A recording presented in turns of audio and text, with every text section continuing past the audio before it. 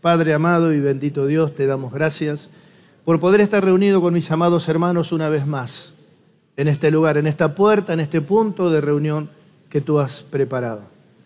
Invocamos tu nombre porque no tenemos palabras persuasivas de humana sabiduría, sino que esperamos en la gracia que tú has hecho reinar para todos aquellos que hemos entrado a esta gracia. Por eso, de los tesoros de la gracia, queremos recibir, Señor mío, y que llenes nuestra boca de abundancia de palabra, de sabiduría y de poder, de revelación, del consejo útil, práctico, para que mis amados hermanos en su diario vivir puedan aplicarlo, Señor amado, y poder comprobar que tu voluntad es agradable y es perfecta. Creyendo que harás más de lo que te pedimos o entendemos, atamos toda obra y toda fuerza de perturbación en el nombre de nuestro Señor Jesucristo, y sea toda tu bendición sobre tu pueblo. Amén y amén. Tomen asiento, mis amados hermanos. Gloria a Dios.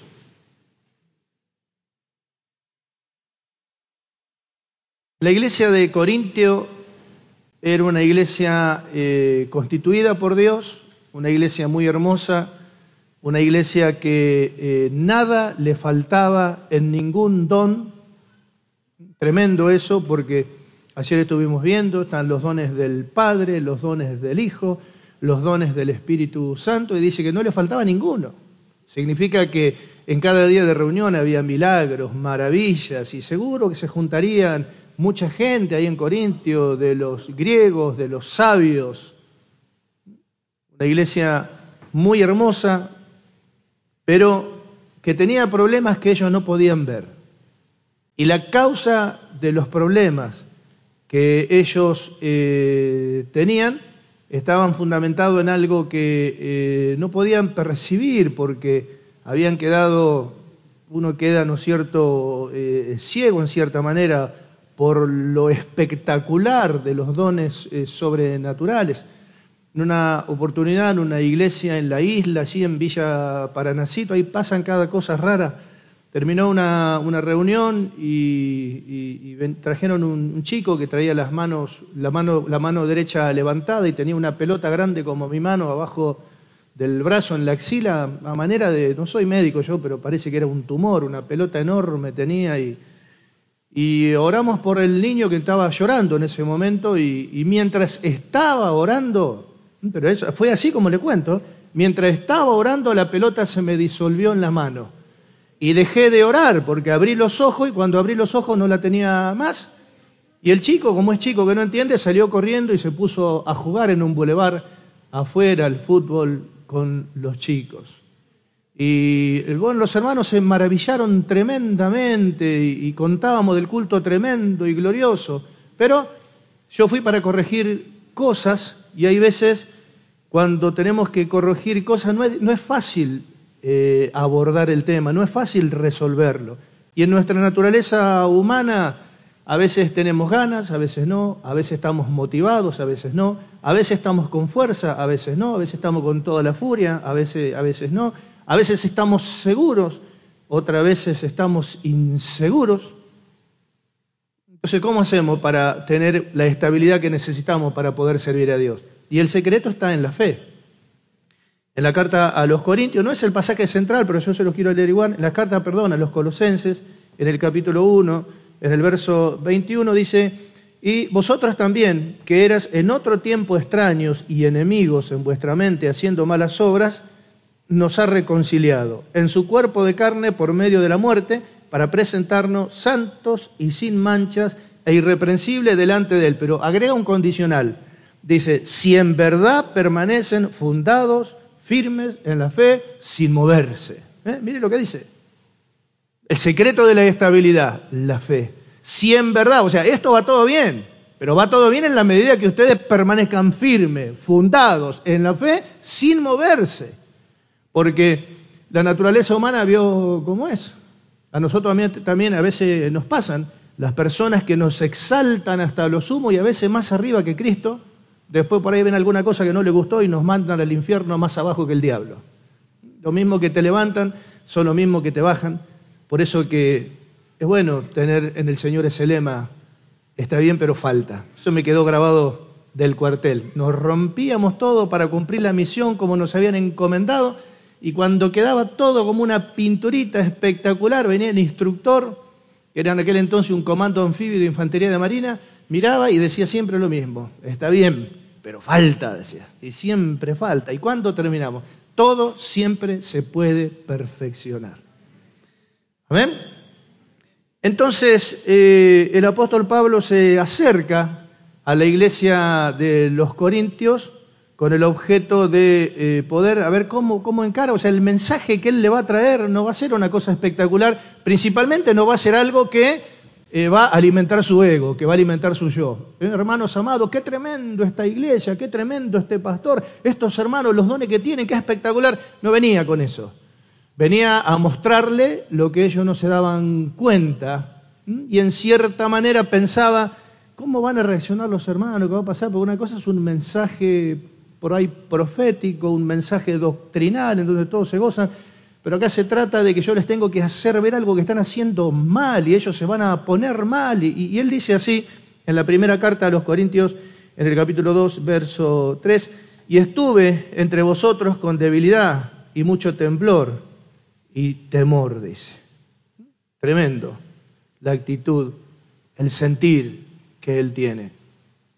Y dice que no tenía palabras persuasivas de humana sabiduría, como quieren decir, o sea, no tengo, si Dios no me da, no tengo nada que decirle, no sé cómo voy a abordar el tema, no sé cómo lo voy a resolver.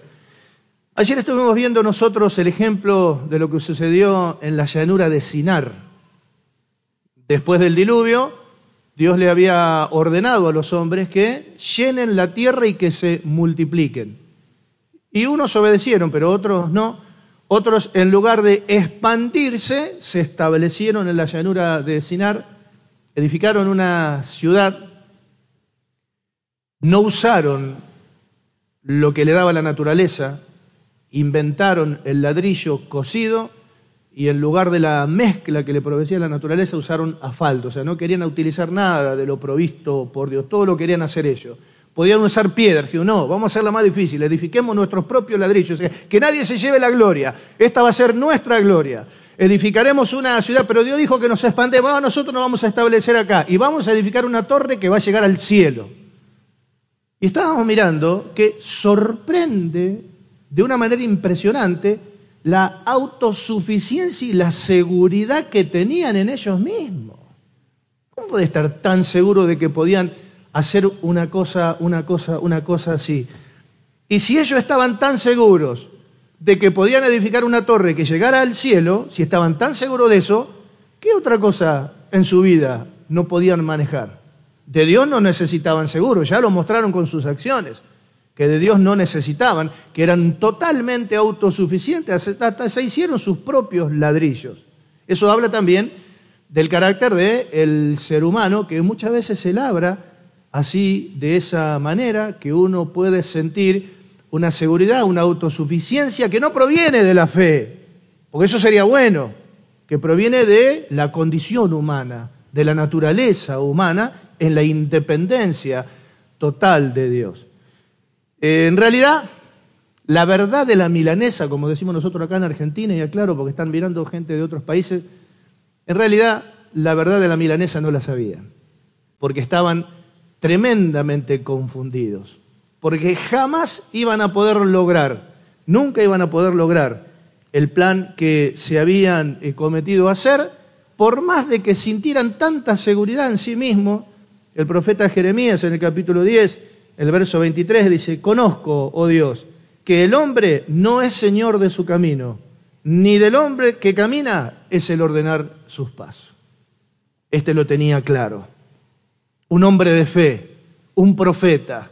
¿Cuánto valor? ¿Cuántos beneficios? ¿Cuántas riquezas de poder tener comunión con Dios nosotros en cualquier comisión que Dios nos pueda haber dado? Porque no todos vamos a ser pastores, maestros, evangelistas. Dios tiene un propósito con todos ustedes en los lugares donde están, en los trabajos donde están, en las tareas que desempeñan. Pero qué tremenda diferencia es correr en la vida con esta ventaja. En el Antiguo Testamento decía, ¿qué ventaja tiene el judío? Muchas, en todas maneras. ¿Por qué? Y le fue confiada la palabra de Dios. La palabra de Dios te abre los ojos de una manera tremenda.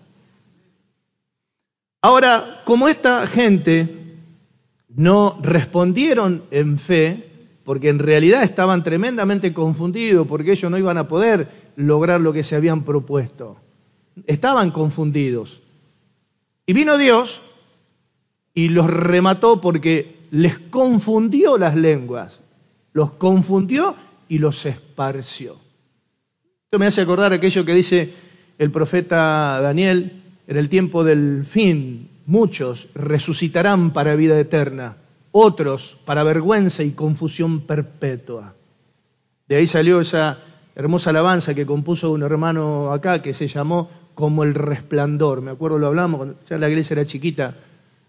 Unos resucitarán para vida eterna y otros para vergüenza y confusión perpetua. Escuche, qué triste que es vivir confundido y morirse confundido y resucitar confundido, ir al gran juicio del trono blanco y que de ahí pase a confusión perpetua.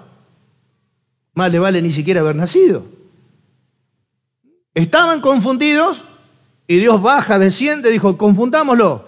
Y encima que estaban confundidos, Dios lo confundió. ¿Quién lo salva? Pero ni siquiera aborda en esta gente, ni siquiera aborda el tema de la fe. Y a nosotros, como cristianos, a veces también nos puede pasar, pero digo como cristianos, como hombres y mujeres de fe, también nos puede pasar que en cierta manera por ahí las cosas viene esa oleada de que todo anda bien, de que todo va prosperando, y la carne es traicionera. Nuestra naturaleza humana es muy traicionera, está vendida al maligno. Y por ahí podemos tener momentos que nos podemos sentir muy seguros y momentos que nos podemos sentir por ahí muy inseguros también, puede pasar. Vamos al ejemplo del valle de los huesos secos. Y el Señor le muestra a Ezequiel un valle lleno de huesos, secos en gran manera, y le hace una pregunta. Le dice, Ezequiel, ¿vivirán estos huesos? Le hace una pregunta y si Dios no le pregunta nada a nadie, Dios no consulta con el hombre nada, Él no le pide consejo a nadie. ¿Cómo es que le pregunta al profeta y le dice, ¿vivirán estos huesos? Pero resulta que de esa pregunta, sale a la luz algo. La inseguridad del profeta, porque le dice, no sé, Señor. Él le dijo eso. Otros, hoy, viendo una visión así, pueden decir, estoy viendo un valle lleno de huesos secos y eso significa de la abundancia que quedó, de la carne que comieron, de lo que Dios derramó sobre tu vida. Y siguen hablando y nada que ver. ¿Cuántos hacen así?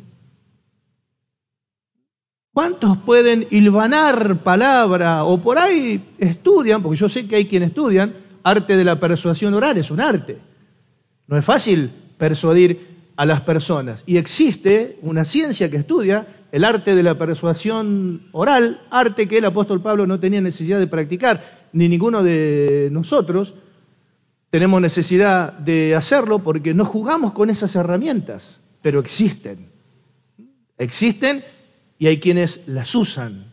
Ahora, el profeta manifestó su inseguridad. No sé, Señor, le dijo. Pero reacciona con fe. Le dice, Señor, tú lo sabes. Y como reacciona con fe, Dios derrama de su gracia sobre su vida y le dice, vení. Andá y hablale a los huesos y decile esto, decile así, huesos secos, oíd palabra del Señor, decí lo que yo te digo. Dice, profeticé como me fue mandado y hubo un ruido, un temblor y se juntó cada hueso con una revolución impresionante. Porque la gracia de Dios había sido derramada en sus labios.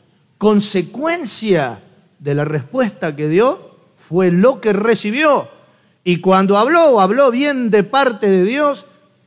Dice, profeticé como me fue mandado y hubo un ruido y un temblor y se juntó cada hueso con su hueso y subieron tendón y cubrió carne y cubrió piel. En el libro a los hebreos está profetizado eso, pero aún una vez, y nuevamente vendrá la voz de aquel que hizo temblar los cielos y la tierra, ha prometido, aún una vez enviaré una palabra que hará temblar la mente y el corazón de los hombres para que se desborone todo lo que está fundado en la naturaleza humana y quede en pie solamente en lo de Dios, porque cielo y tierra pasarán, pero su palabra no pasará jamás. Jamás. Gloria a Dios. El ejemplo vemos de Ezequiel, la debilidad de Ezequiel. No sé, Señor. ¿Cómo vas a arreglar? No sé. Estás metido en un problema que yo me metí en el problema, pero no sé cómo salir. Te metiste en el problema, yo me metí en el problema y no sé cómo salir. Me metí en cuentas y bueno, ahora me metí en un problemón y no sé cómo salir. Y el salmista dijo, me hiciste sacar del pozo de la desesperación, del lodo cenagoso, mi Dios. Pusiste mis pies sobre peña. Pero el primero manifiesta su debilidad, su incompetencia, su inseguridad, para poder resolver un problema que por ahí nosotros mismos lo hemos generado. Hay problemas que vienen, pero hay otros que los generamos nosotros mismos porque creemos que va a pasar tal o cual cosa y resulta que no consultamos bien con el Señor y no pasan. Hay muchas cosas que en nuestra vida tenemos que resolver. Y este reaccionó así, reaccionó con debilidad. Dijo, no sé, Señor. Pero tuvo una reacción de fe, le dijo, tú lo sabes. Significa que fue al Señor. Y cuando fue al Señor, recibió del Señor lo que necesitaba para que el poder de Dios se manifieste en medio de su debilidad. Después tenemos otro ejemplo de la iglesia de la Odisea. Humanamente contrario a lo anterior. Ezequiel se sentía en un estado de debilidad, de inseguridad. Sin embargo, el de la Odisea no. El de la Odisea dice, tú dices, yo soy rico y de nada tengo necesidad. Una autosuficiencia tremenda. Una seguridad tremenda en sí mismo. Porque tú dices, yo soy rico, me he enriquecido y de nada tengo necesidad. Y era tan tremendo que de nada ni de nadie tenía necesidad que el Señor le dice, yo estoy a la puerta y llamo. O sea, si alguien si abrís la puerta, yo entro. O sea que hasta le habían cerrado la puerta al Señor, lo habían dejado afuera. Ahí, en ese mismo verso, en esa misma porción de la iglesia de la Odisea, justamente dice eso, yo estoy a la puerta y llamo, si vos me abrís la puerta, yo te puedo ayudar.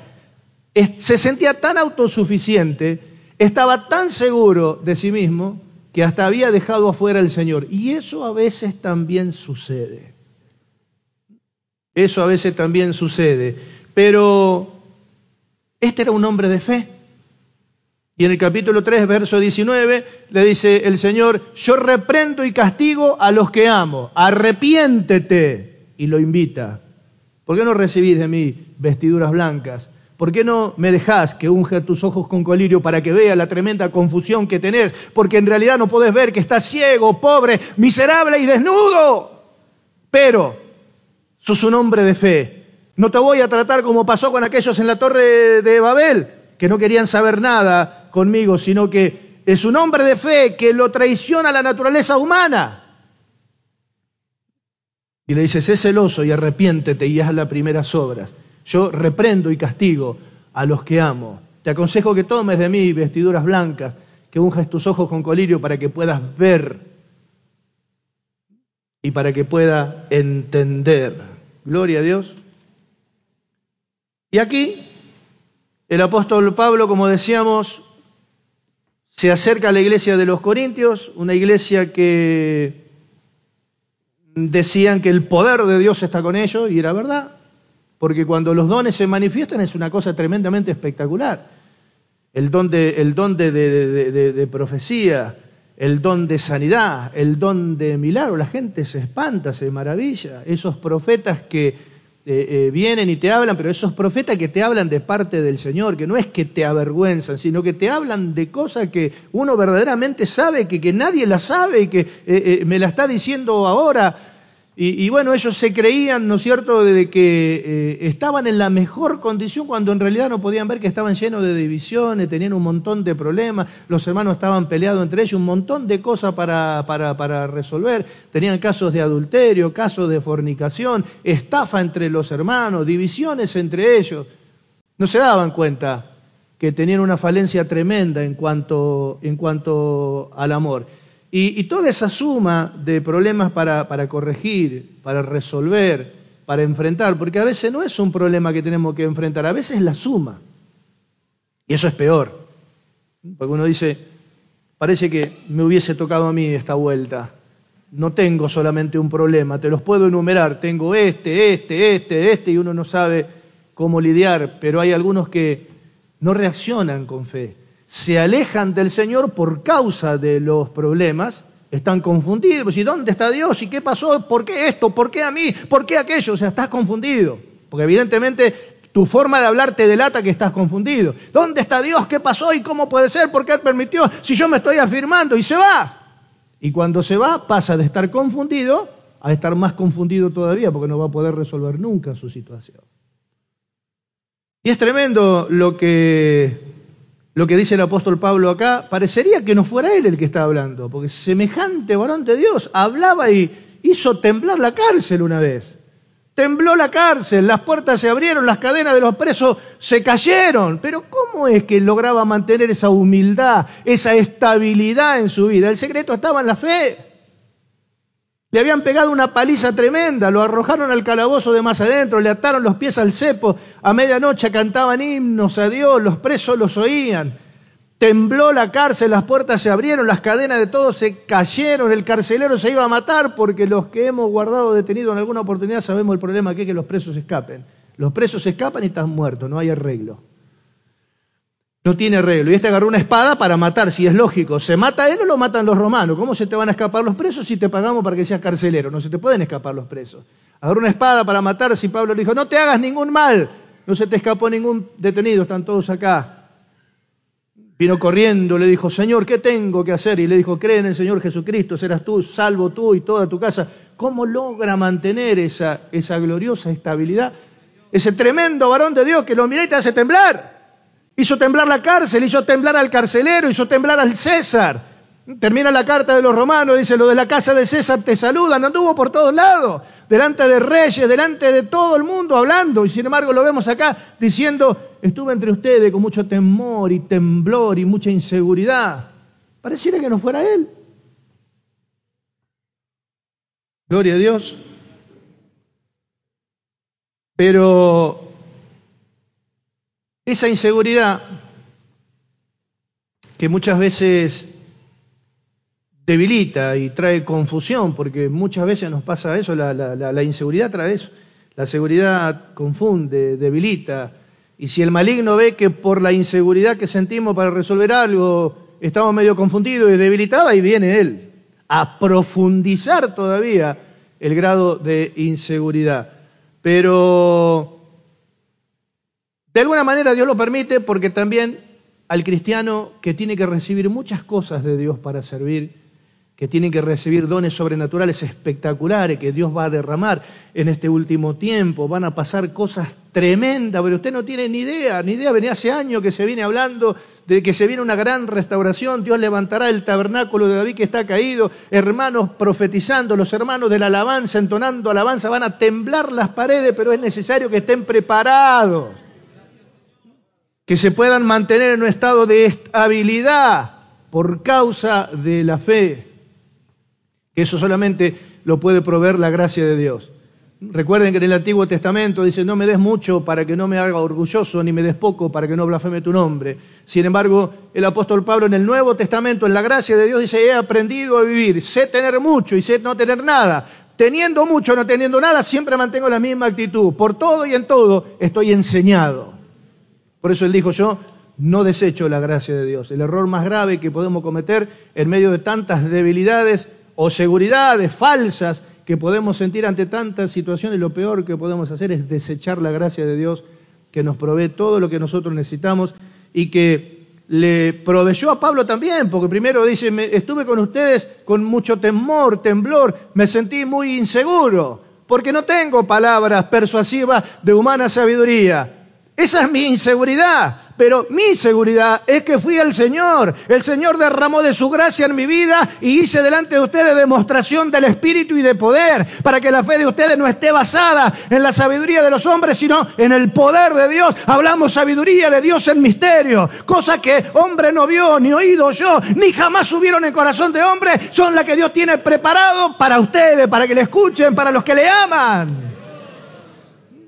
Por un lado, la inseguridad humana, pero por otro lado, la tremenda firmeza en la fe de saber a dónde tuvo que ir y poder recibir de ahí. De repente se ve que no sabía, sentía inseguridad y empezó a hablar, y Dios empezó a soltar su lengua y empezó a hablar sabiduría de Dios en misterio. Y lo que Dios quiere justamente es que la fe de los hermanos no esté basada en el poder de los milagros, no esté basada en la espectacularidad de los dones, sino que esté basada verdaderamente sobre la sabiduría de Dios en misterio. Eso que se revela, eso que de repente hombres del vulgo y sin letra hablan las maravillas de Dios, y gente que tiene letra se maravilla de saber cómo puede ser que hable así.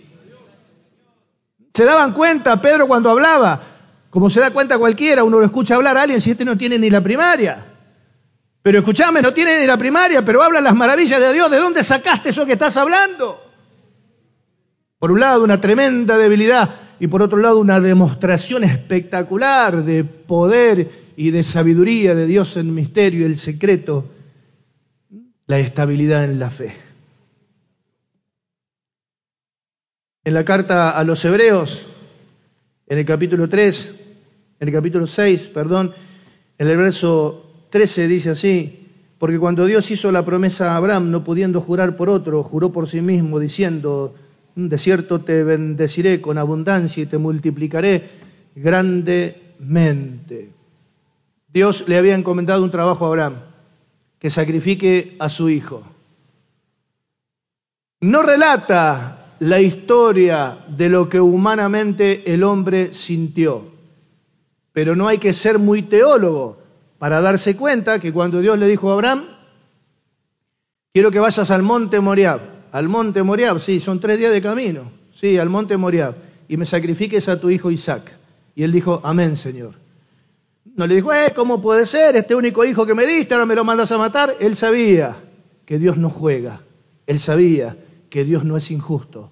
Él sabía que nos puede hacer pasar por situaciones de una presión que pueden ir mucho más allá de lo que podamos soportar. Pero Él es Dios y jamás me entregará como pera de boxeo del diablo. Nunca.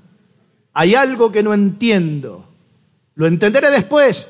Pero no se movió Abraham de la firmeza de la fe y se fue.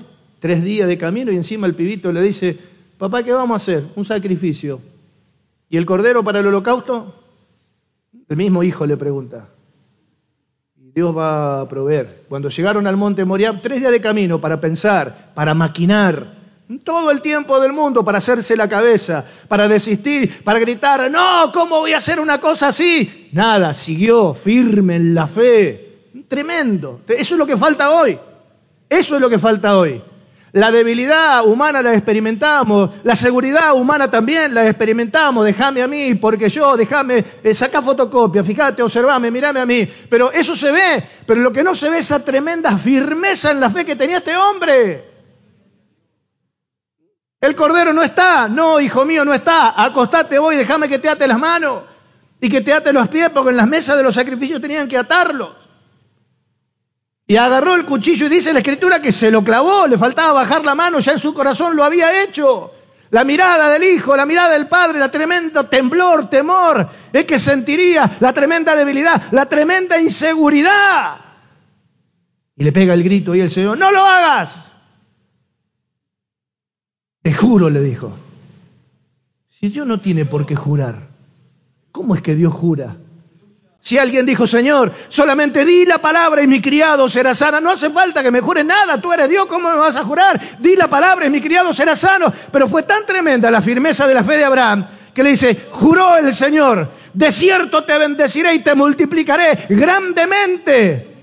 Ahora, ¿cómo es que le juró? ¿Para qué le juró si Dios no precisa jurar? Dios da su palabra y las cosas son hechas. Él dijo, sea la luz, y fue la luz, no tuvo que jurar que sea. ¿Por qué le juró? Dice en el verso 17, por lo cual, queriendo Dios mostrar más abundantemente a los herederos de la promesa, solamente la inmutabilidad de su consejo, interpuso juramento, para que por dos cosas inmutables, en las cuales imposible que Dios mienta, dos cosas inmutables, su juramento y la promesa, o sea, no se puede variar. Inmutable.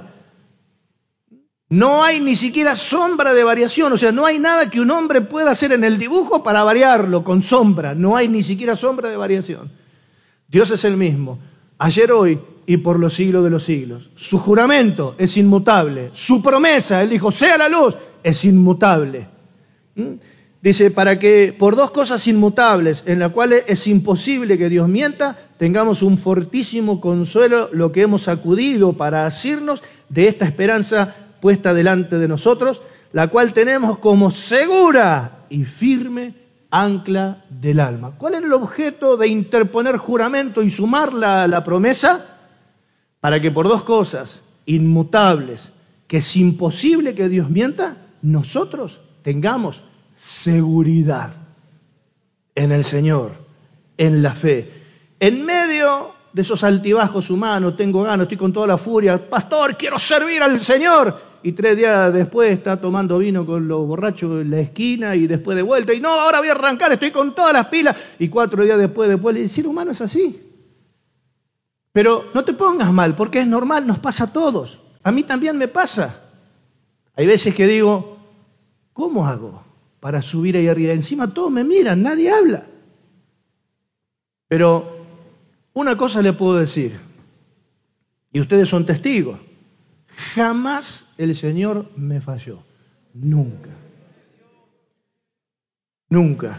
Pero me ha pasado de estar con un nudo atravesado en la garganta que no puedo tragar, me ha pasado de sentir un puñal clavado, me ha pasado de sentir un montón de cosas y yo digo, Señor, los hermanos también están igual que yo, pero ellos van, se sientan ahí y escuchan. ¿Yo cómo hago ahora para poner la caripela ahí, subir y encima hablar algo que a ellos les sea útil para la fe? ¿Qué sé yo? Vieron que cada vez que vengo yo me voy al baño, pero no me voy a mirarme en el espejo. Me miro un poquito también, me acomodo la corbata, pero no vengo sin orar. Nunca, nunca. Nunca. Una sola vez me pasó una vez, nunca más. Una vez. Estaba tan seguro de que tenía palabra que subí todo contento a predicar en una iglesia por allá en el barrio Santa Brígida, en la iglesia del Pastor Sosa. Leí el pasaje y se me puso la mente en blanco, empecé a tartamudear y bueno, ¿cuánto creen que Cristo tiene poder? Y a medida que iban pasando los minutos, más mal me sentía y me di vuelta, estaba el pastor sentado atrás mío y le digo, es todo, pastor. Entonces el pastor se levantó y él la acomodó un poquito ahí, dijo, hermano, cantemos alabanza, quiso ayudarme, medio lo quiso tapar. Qué mal que me puse. Qué mal que me puse. Digo, esto me pasó una vez, no me va a pasar nunca más. Nunca más. De ahí en adelante, por causa de lo que me pasó ese día, hace como 20 años atrás, no vengo sino oro al Señor porque, ¿cómo hago? Yo soy un ser humano igual que ustedes. Y también me pasan cosas igual que ustedes y a veces más. Porque si el maligno tiene un objetivo para eliminar, entre todos los objetivos que tiene para eliminar, que son todos ustedes, seguro que debo estar yo también. Pero hay un secreto para poder seguir adelante, para mantenerse firme, para estar estable, para que independientemente de los estados de ánimo, arriba, abajo, full, sin full, con ganas, sin ganas, inseguro, temblando, con toda la seguridad, el secreto de la fe. De hacer como hizo Abraham. Sintió una debilidad tremenda, sintió una inseguridad espantosa, pero se ve en el pasaje, impresionante su firmeza en la fe. Dijo, yo al pibe lo mato. Porque no me dijo mi amigo con el pucho en la oreja. Fue Dios el que me dijo. Dios no es hombre para mentir, ni hijo de hombre para arrepentirse. Él me dijo que lo sacrifique, yo lo voy a sacrificar. Lo va a resucitar de los muertos, tengo promesa. El barullo que se haría en la cabeza, pero no se movió de la fe. Eso es lo que falta. Muchas veces nos sentimos seguros, otras veces nos sentimos inseguros. Estamos con todo, sin nada, no importa. No importa. Porque pasa, humanamente es así, pero lo que no se ve por estos tiempos es ese grado impresionante de firmeza en la fe que lo movió a Dios para encima hacerlo más seguro. Para que de aquí en adelante, cuando vuelvas a sentir la misma inseguridad, ahora que tuviste seguridad, yo te doy esta palabra que por 2 cosas inmutables aumentes tu seguridad en mí, porque es así como dijiste, nunca te voy a fallar. Jamás. Podrás no entender un montón de cosas como no entendió él. ¿Cómo va a mandar que sacrifique el hijo? Estamos todos locos. No dijo nada. Dijo amén. Y encima se fue 3 días de camino porque vieron que por ahí cuando uno tiene que hacer algo que no quiere hacer, medio a lo violento, medio rápido, te tienen que operar. Bueno, ¿sabe qué? Operame ya, rápido, ahora, y terminemos una vez por esto. Cuando te dicen, no, te van a operar dentro de 2 meses, ahí empieza a caminar la cabeza. También le dice, sacrificame a tu hijo en el monte Moriah. 3 días de camino para que maquines. A ver si te salís de la fe. Y no se salió. No se salió de la fe. Y dice, y ya terminamos con esto, pero deseamos que cada uno de ustedes muestre la misma solicitud hasta el fin, para plena certeza de la esperanza, a fin de que no se hagan perezosos, sino imitadores de aquellos que por la fe y la paciencia heredan las promesas. Porque cuando Dios hizo la promesa a Abraham, no pudiendo jurar por otro mayor, juró por sí mismo diciendo, de cierto, juró el Señor que te bendeciré y te multiplicaré. Y así fue. ¿De qué viene hablando en el contexto? De que nos olvidemos de lo humano, no le demos tanta atención a lo humano traicionero, estemos un poquito más pendientes de lo que por medio de la fe la gracia de Dios nos puede proveer. En los momentos de debilidad o en los momentos de esa falsa seguridad, de esa falsa seguridad humana que a veces por ahí hace como esto, ¿no es cierto? Que te vamos a hacer una torre que llega al cielo. Una torre que llega al cielo. Sí, vamos a hacer una torre. Y estaban ahí. Y dijo, vamos a bajar, porque ¿sabés qué pasa? Que estos no van a desistir de hacer eso. Dios bajó y los confundió. Y así terminará la historia de la humanidad.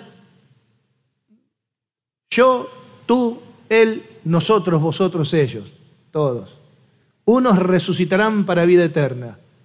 Pero estamos seguros que todos ustedes que están acá escuchando esta preciosa palabra del Señor resucitarán para vida eterna, pero que otros resucitarán para vergüenza y confusión perpetua, entre los cuales no tiene que estar ninguno de todos los que están acá, porque corren con esta ventaja. No somos ventajeros.